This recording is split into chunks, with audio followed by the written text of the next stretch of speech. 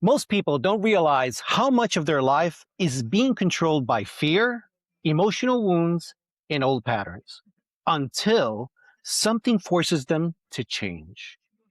We're diving into how anyone can begin changing their life from inside out. Yes, is a TEDx speaker, career strategist, and former senior entertainment industry executive who works with leaders and teams navigating high stakes change and uncertainty.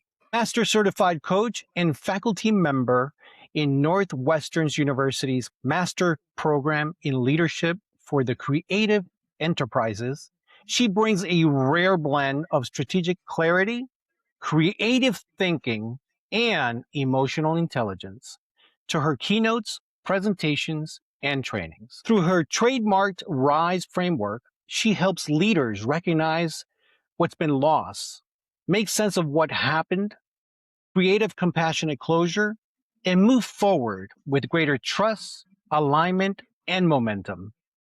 Glovisor welcomes Laverne McKinnon. Hi, Joe. I'm so happy to be here today. So we're so glad, looking forward to having a conversation.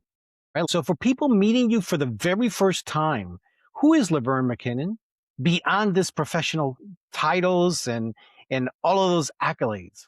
I like to describe myself as a dirtbag from the Midwest. Joe, I grew up in a lower income family outside of Chicago, and my family I'm so fortunate. They were incredible, loving, warm, grounded people. My mother was born in Japan, and she met my father when he was stationed there during the Korean War. I like to call him an American mutt, but I've been very much shaped by being a mixed race woman of color. And so outside of the Instagram snapshots, I'm just, I like to think of myself as just a humble Midwesterner. I mean, I just read your bio. What experiences in your own life led you towards this type of work? Oh, I love to just talk about one thing that happened to me in my professional career. So coming from a very humble background, I completely have bought into the American dream that with education and hard work and commitment that I could achieve whatever dreams I dreamed up. And I was very much on that track, moving from Illinois to Hollywood and launching a career in the entertainment industry. And I had moved up the ladder at CBS, the broadcast network responsible for CSI and Everybody Loves Raymond. And after I'd been at CBS for 10 years, achieving my dream, I was fired. And that really, I think was the primary experience that altered the trajectory of not so much my career, but how I viewed my relationship with my career. Did that be the defining moment where you realized that your purpose involved helping others grow emotionally? It honestly took me a long time, Joe, to figure that purpose out. And I'm a little bit self-conscious, but I'm going to be transparent here that for a significant portion of my adult life, my purpose was about achievement and efficiency and productivity. And when I was let go of my job, I had to really redefine and who am I without that particular job title? And it took me honestly about 10 years to figure out, wait a second, my experience is not unique, that there are so many people who have not only experienced job loss from being fired, downsized, or laid off, but have also experienced things like launching a business that unfortunately doesn't make it across the finish line in corporate America, the not getting a promotion after working diligently for several years, or putting a lot of oneself into a new project, but just not to have it funded, or marketing mishaps. And so that it was sort of like a twofold defining moment of being fired and then realizing, oh, wait a second, it's okay for me to feel bad and to actually grieve losses that have occurred to me in my professional life. And so once after I was fired and I had that realization 10 years later, that became the defining experience of my life and my career. So it took you 10 years to connect those two. It took me 10 years because I thought that loss and grief were only about the loss of life. I didn't understand that grief can encompass any type of loss. And so that idea of career grief, I had that moment of, oh my gosh, I'm feeling stuck because I've been grieving my career and I never gave myself permission to mourn. I'll be honest, I never connected those two dots until I met you. So I can imagine that a lot of us are in the same boat where we might have felt these feelings but not understood them. And if it took you 10 years, it probably most of us will take a lifetime to put those two dots together. Yeah, so I'm gonna back up a little bit because I realized I jumped into the deep end with you without actually explaining what career grief is. So career grief is when something changes at work that you really, really, really, really didn't want to have changed. And I've named a number of examples of this. And so I developed this framework called RISE to help people support them through a mourning process, because with the loss of life, we understand that there are memorial services. We sit Shiva. There's a funeral. We plant a tree in someone's honor. And, I could go on and on and on with all of the different ways that we culturally recognize the loss of life. And so with the RISE framework, it's like, wait, it feels a little weird to have a memorial service for not getting a promotion. And so what are the ways that we're able to give ourselves permission to mourn? So the R stands for recognize the loss. And I always start there because for what you and I have just been talking about, that we so frequently don't realize that we have permission to grieve a career setback in some way. And within that, there are visible losses and then there are hidden losses. And so for me, after I was fired from CBS, I actually went on to several high profile jobs. And so on paper, it's like, Laverne's fine. She bounced back just A-okay. But inside, oh, Joe, wow, I was being ripped to shreds by imposter syndrome, uh, a lot of self-loathing as well. And it wasn't until that 10-year mark that I realized that the hidden losses, I had never addressed them, that it wasn't enough to get a new job and to make sure that I could pay my bills. Because when I was fired, I had also lost my identity of being someone who was competent and capable. I lost my sense of belonging. I had, for all intents and purposes, grown up at CBS for 10 years and really came into my professional maturity. My work family was gone. And there are a number of hidden losses that are unique to each of us.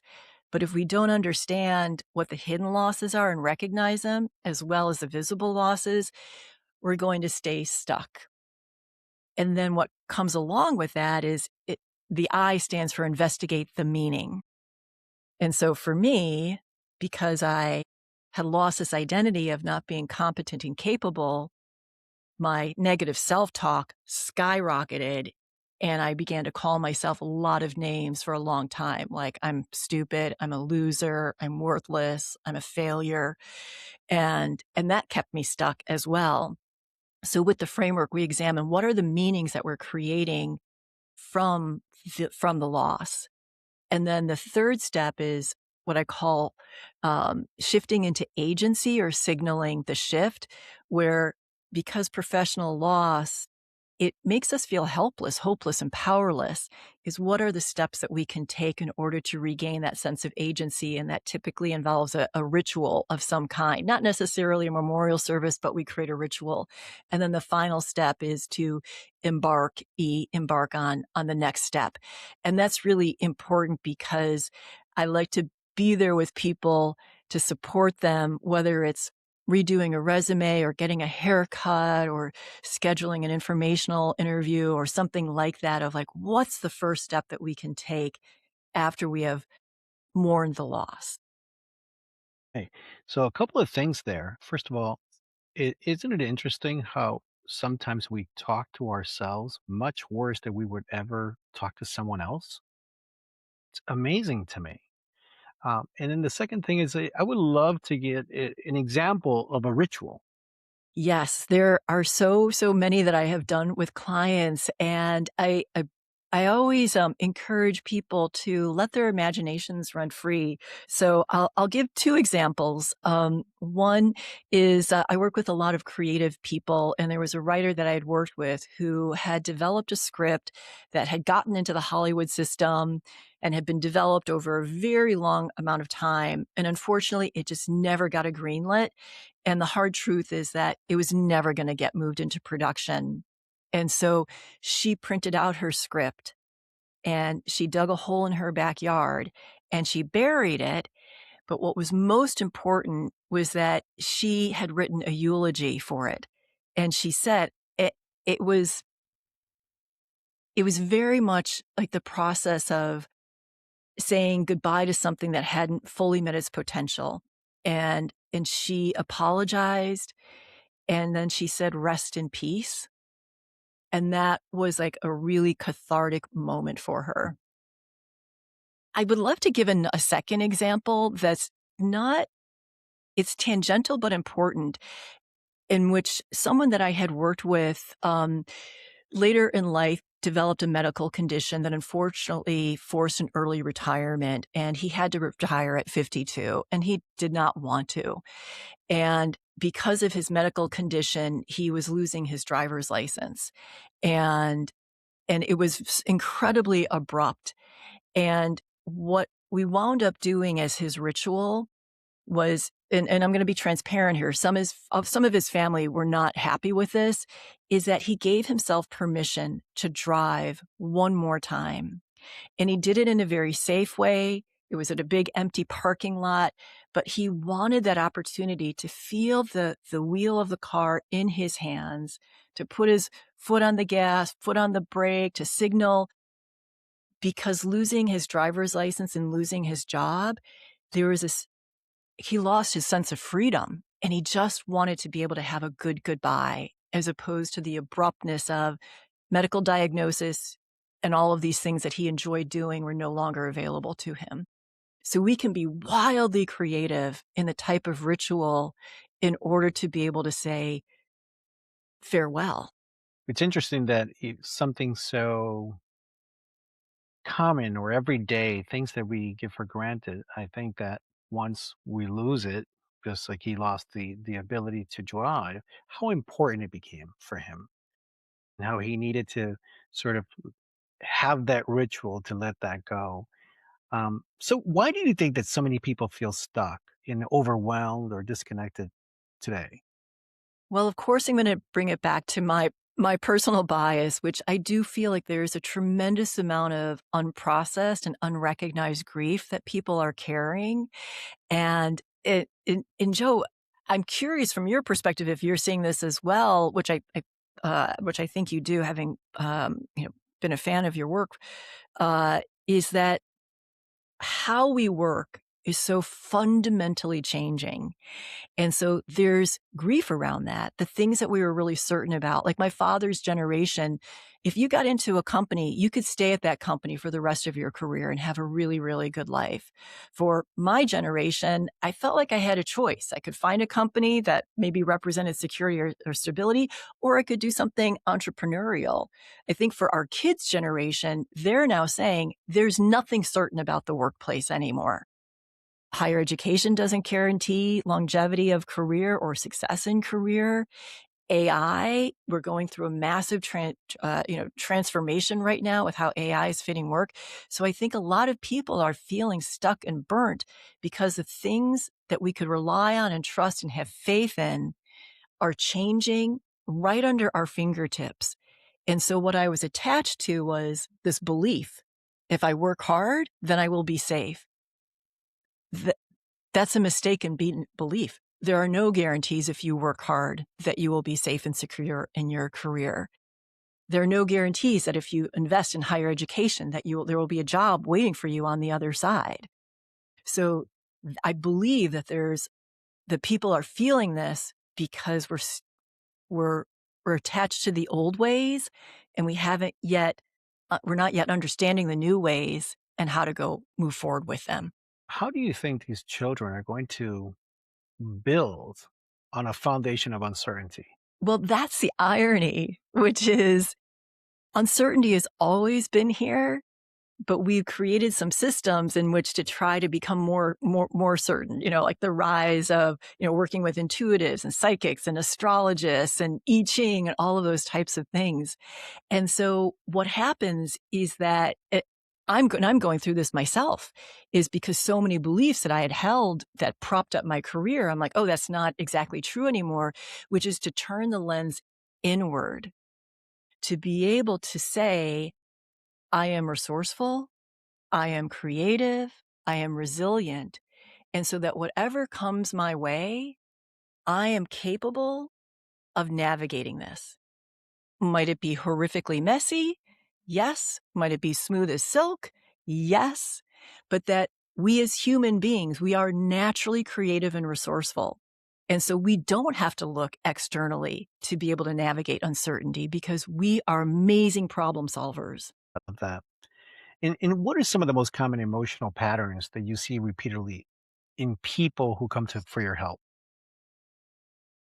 Folks who are experiencing career grief, they, and you mentioned this earlier, Joe, which is that there's this feeling of stuckness. And right underneath that stuckness is the helpless, hopeless, powerless feeling. And then there's also frustration and anger of, I have been trying this and it's not working. It used to work and it's no longer working. And so the pattern, and I'm trying to find the words to say this with so much love and respect because we don't know what we don't know. And so the pattern is trying the same things, not getting the results that we want. But then I just really want to commend people who are listening to, your work and our conversation today to say, there's something that drew you, that you're listening to your intuition to say, there's something more, there's something right around the corner. And while not everyone is grieving, my question would be, let's poke around here and just see if you might be grieving and you're actually not aware of it. That's right. Something hidden. Yeah. So one of the things that I really notice in a professional context is that it really impacts people cognitively. And so priorities get muddled. Deadlines begin to get missed. Difficulty putting thoughts together. Because grief, when it goes unprocessed, it doesn't disappear, it leaks because it's asking for attention. And so it might also show up in the body as fatigue. You got 8 hours of sleep, but you wake up and you're like, I am exhausted. There's also appetite issues where like hunger goes off the chart, or it's like, I can't eat anything. There's also sleep disturbances as well, wanting to sleep a lot, insomnia. And so if someone watching, listening to this is experiencing those cognition issues, body issues, that would be a sign to get curious and not to just write it off as I had a couple of really stressful weeks, that there may be something else going on and it's I believe it's worth the inquiry. Now, how does someone know when it's time to stop that pushing through and actually begin healing internally? Yeah. And because we live in a society that, at least in terms of Western society, that rewards pushing through. Stoicism, the Nike just do it. We get a lot of messaging that says, go, go, go, don't give up. And so that sign of, do I push through? Do I tend to myself? Do I go internal? I would say if you're even contemplating that, it's a sign to say, tend to the internal. And if anyone, watching or listening to this is anything like me, who I'm a recovering, productivity, I don't want to use the word addict because that's not quite accurate, but it's hard. It's really, really hard for me to slow down and stop, even though I know wow, it would probably be incredibly beneficial for me to do some nervous system regulation. It takes 3 or 4 minutes. That's all it takes. And yet I still have difficulty finding the time to do that. I'm going to give a quick metaphor. There was a time period in which I was trying to train for a marathon. Never did it, but I believed that in order to train for a marathon, that I needed to run 26 miles every time I trained in order to be ready for the 26-mile run. After consulting with the professionals, I discovered that my training technique was absolutely incorrect. That you don't ever, during the training period, run 26 miles. The most you ever run, I think, is either 21 or 22 miles. And you run for 5, and then you walk for 1. You run for 5 and you walk for 1. And then you build your miles. So you go 2 miles and 4 miles and 6 miles and 7 miles and 13 miles. And then you back up and you do 9 miles. The same is true in our professional lives. You can't run 26 miles the entire time. So you do bursts and then you pause. You do a burst and you do a pause. So that's just one technique in terms of if you're anything like me, where it's like, I can't stop, but I can pause. And so that's giving me access to tools to mourn, to regulate my nervous system, and to go internal and take care of myself without abandoning the things that are important to me. Can you walk us through one practical step from the RISE process that listeners could begin applying immediately? Yeah, absolutely. I'm going to go back to that first step of R, of recognize the loss. And the first thing that I want to just share in terms of context of recognizing the loss is that there are 2 types of grievers. Well, probably 3, because sometimes it's a combination of 2. That there are head grievers and there are heart grievers. And frequently in Western society, we have a mistaken belief that, Joe, you should be talking about your feelings. You should be emoting. Let's see some tears. Whoa, whoa, whoa. Talking too much, crying too much. You should be over it by now. So there are some mixed messages, but there's an expectation that you are going to talk about your feelings in order to be able to mourn your loss properly. And that's valid and important. Being with your feelings is really, really critical. But there are also people who are head grievers, and I'm putting that into quotes, who grieve by taking action. They mourn by doing something, setting up a foundation, fixing a fence, that type of thing. So when recognizing one's loss, I just wanted to flag that you may have different ways of seeing this based on whether you're a head griever or a heart griever, and that whatever way that you grieve is A-okay, that there's no one right way to do this. One of the tools that we use in recognizing the loss is to create a timeline of the highs and the lows in one's careers.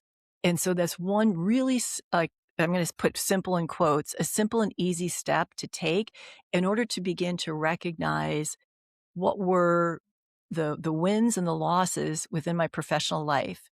And then I'll give you a little preview for the second step is once you create that timeline, is then to look at the losses and then begin to articulate and identify what are the visible losses and then what was the hidden loss. So that job title that I had of Senior Vice President Drama Development, the hidden part of that was that I was attached to the prestige of that title. It felt like I was somebody. And so that's what we're looking for, and that's what we're starting to explore. Self awareness is very transformational. Why do so many people avoid it? Oh, we like to be the hero of our own story. And so, identity has been a theme for our conversation today. But as a hero of my own story, I created this belief that I'm competent and I'm capable. And while I am, it's an unreasonable expectation to think that I'm going to be competent and capable 100% of the time. And so if I need to look inward, if I need to look at patterns or what's been going on in my life, it's going to force me to confront the hard truth that I'm not 100% capable 100% of the time. And if I'm not, then what does that mean? and then this is bringing in the negative self-talk, then it means, oh, then I'm not worthy, I'm not lovable. And so, but to prove basically what the undercurrent of the question is, that's why it's so important for us to look inward, because then I can start to say, wait a second, am I really worthless? Am I really a failure? Am I really a loser? Have I had moments and times where I've made mistakes and had face plants and failures? Absolutely. But that doesn't convert to how I'm labeling myself. And that can be a painful process to look at that. Marianne Williamson has this really great poem about our greatest fear is that we are incredible, that we are amazing. I'm, of course, butchering this poem and putting it into my own words. There's a little bit of pain to be able to hear those things that the negative self-talk says, but then we can confront it and we can say, where's the evidence for this? And I would say 999 times out of 1,000, there is no evidence. There are people who may say, I don't call myself a loser. They don't, even though they may feel it, but they don't say the words. But are they looking externally to find confirmation of what they're feeling, although they don't want to say the words? And that's why they continue to find themselves in the same situation in multiple different relationships that might not work, or maybe finding the jobs that don't fulfill them. Have you seen that come up often? Yes. And I think it's a really astute observation as well. And it makes me think about primarily the people that I'm working with have a lot of negative self-talk. And there's also the reverse where there's a kind of, I'm a victim and everything on the outside is wrong. And so to keep going back to the self-examination, which is, that's what we have to look at is what's my side of the equation and what's mine to own. And then what's the other side of the equation that I unfortunately don't have any control over as much as I want to. Once we start to become self aware, do we start getting stronger? Is it like a muscle, like going to the gym and says, okay, I became self aware today, and then I'll do it again tomorrow. And if I continue to do that, now every situation or every feeling, we can now start to dissect it almost automatically. Is that how it builds? Yes, I like to think about it from the perspective of fluency. So if you're learning a new language, the self-awareness, personal self-development, initially I'm just like, hello, how are you? Good. And then as I develop more of the fluency because of developing my emotional intelligence, my self-awareness, my professional development, it starts to grow. Hey, Joe, how you doing today? And then it continues to evolve. It never stops. We just become more and more fluent because then you and I start to develop a deeper relationship. And then I can begin to have, the qualities of our conversation can start to take on different flavors and textures depending on what we both want and we both need. And so it's so, it continues to build on each other. So I love I always get metaphors and analogies mixed up. I love your metaphor of a muscle that gets strengthened. And so that's a powerful way to look at it as well, along with fluency too. Another question that's come up for me is emotional burnout. We hear that very often. I'm burnt out. I'm feeling emotionally burnt out. But what does that really mean? And I, I bet that there are a lot of listeners who are emotionally burnt out and don't even realize that they are. So how can someone like that recognize that that's what's happening at this moment? I keep going back to this concept of grief because it doesn't disappear if it's not processed. It leaks out. And so it leaks out as emotional burnout, where I get short-tempered. My fuse is like, oh, and again, I keep going back to that muddled priorities. And there's also related to that, there's a capacity issue as well. And I don't personally have an expertise around how Man, we're just asked to do so much in our daily lives. And do we really have the capacity for it? I don't know. It's like we can stretch ourselves. It's like going back to your gym example. It's like one day at the gym, wow, okay, I don't have a lot of upper body strength. So, okay, I can bench press 50 pounds. I can do that day. If I try to go back that afternoon or the next morning, I don't have the capacity for it. My muscles are spent. And so what's happening, or at least what I'm witnessing, is that we then turn the blame on ourselves. I'm not strong enough. I'm not doing it properly. I'm lacking consistency. But to get on my soapbox for a moment, I want to go, let's push the pause button for a moment, because you may be asked by yourselves, by other people, by the situations to do more than you actually have capacity for. But our society is telling us, you can have the American dream. You just have to work hard enough. You can be this too if you just do X, X, X. So we keep pushing and grinding. And so that will lead to emotional burnout. So we have to say, ouch. There's only so much bandwidth that we have. And then the goalpost is moving around because just like we mentioned earlier, it's so uncertain. So you have to, the old mindset of, we'll just do more. And well, how Right. much more can you do? Yes. There's only so much of you to go around. Yeah, exactly. You talk about rising through life instead of just surviving it. What does that truly look like on a day to day? I'm going to use myself as an example, which is, Joe, you and I have had some sidebar conversations of how I've been working over the last year or two to change my relationship with work. And so thriving versus surviving, rising versus surviving, for me, that means getting super clear on what are my values today versus 6 months ago, 6 years ago, a couple of decades ago. And so that I can thrive when I have clarity on my values and I live those values. Now, am I 100% consistent? No.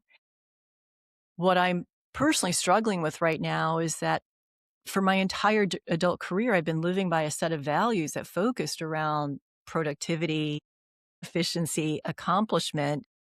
And so if I'm not focused on that as my North Star, what truly is important to me, and so I'm in this dismantling, but I can already feel myself having more days where I feel like I'm thriving versus surviving and grinding, because I can say, oh, my value today is to be able to have this conversation with you, Joe, where I get to talk about something that I believe most people don't know about. So if I have to wake up an extra hour earlier, I'm not doing that because I'm grinding and trying to be more accomplished. It's because I'm being driven by my desire to share something that I think can be really transformational. So, what habits and daily practices help people become more emotionally grounded and resilient? Well, I don't want to say a blanket statement that everyone should journal, but if there's a daily or consistent practice with which you can be with your thoughts and help them get out of your head and be put out, whether it's through writing, through speaking, through music, any type of expression. It can be artistic. You can make a painting. You can knit a sweater, but just something that allows you to be with your thoughts so that you can begin to understand them. That is an incredibly rewarding and beneficial practice. The other thing that I was going to mention as well is throughout our day, it's normal to get triggered. It's like, oh, we have a meeting and this person's 20 minutes late and now I'm going to be late to my next thing. It's like, and so our nervous systems get dysregulated. And so developing something to regulate one's nervous system.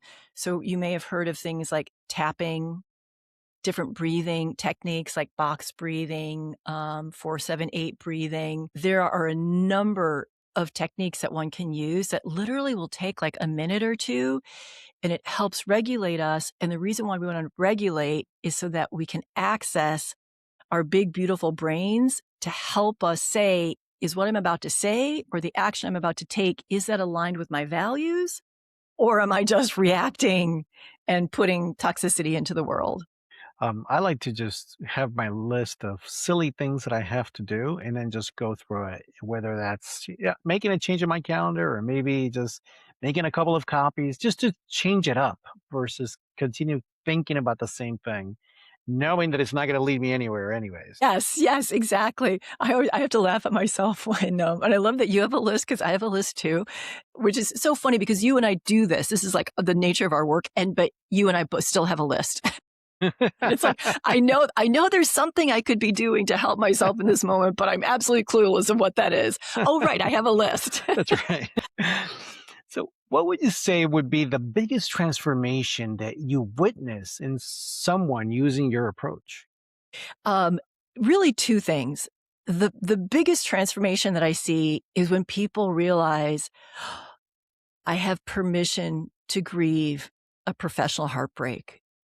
Suddenly everything falls into place because most people have some exposure to grief, and then they begin to understand it's like, oh, this is why I've been feeling lethargic.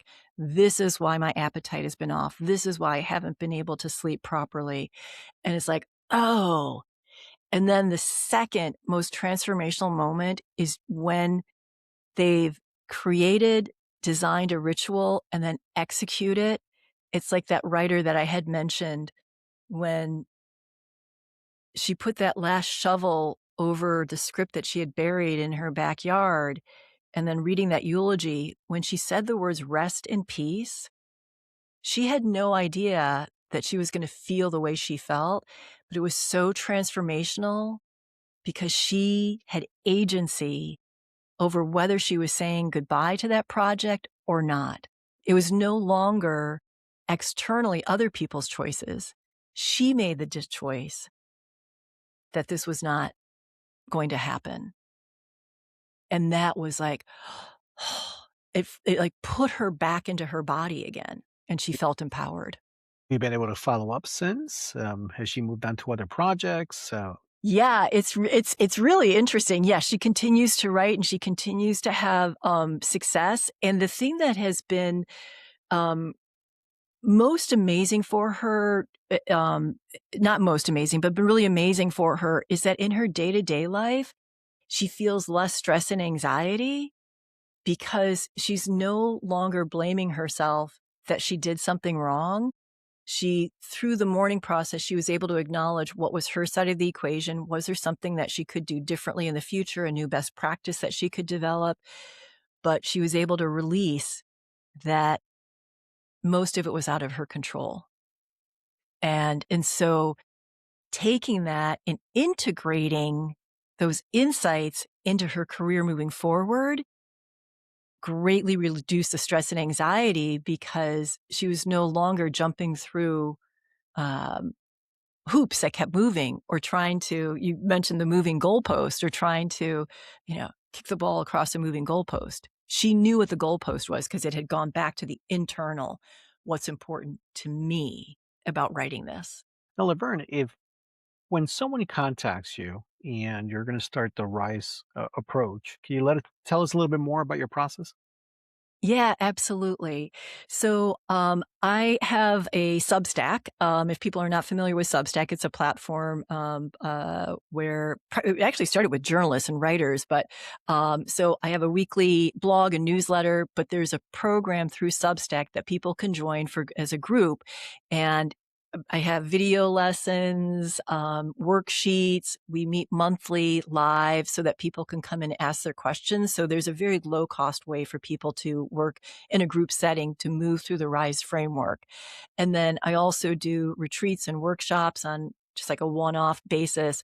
And then a lot of people do work with me one-to-one to go through a mourning process and have support for professional heartbreak. Now, who would benefit the most from reaching out to you? Someone who's had a career setback, a professional loss, and it has a sticky quality to it. You feel like I keep ruminating, I keep thinking about it. And I've worked with people who've had experiences that were, 10, 15, 20 years ago. as well as 6 months ago. And I also just want to say that there are sort of like two different categories of losses when I think about in terms of career grief. One is a single grief event, like I was fired. There are a lot of people that I work with who have death by 1,000 cuts. It wasn't one single event, but a series of events over time that is bringing to them to a place of loss. The dream didn't happen. I've been working at this for 10 years, that type of thing. Now, Laverne, if listeners remember only one message from today's conversation, what would you want it to be? You have permission to grieve a professional loss. Great. It's so simple, right? But it's Yes. huge. What a difference that can make in someone's life when they realize it's not just you. We all go through this at one point or another, but to recognize that we should be allowed and we should welcome it. Yes, absolutely. And it happens to everyone. People don't talk about it because there's a lot of shame. And you're not wrong that we do get judged. And so that doesn't mean, though, that you should stop yourself from taking care of yourself, because if you don't process the grief, it means that you're going to avoid risks. You're going to avoid conflict. You're going to step around opportunities because you're afraid that something bad is going to happen.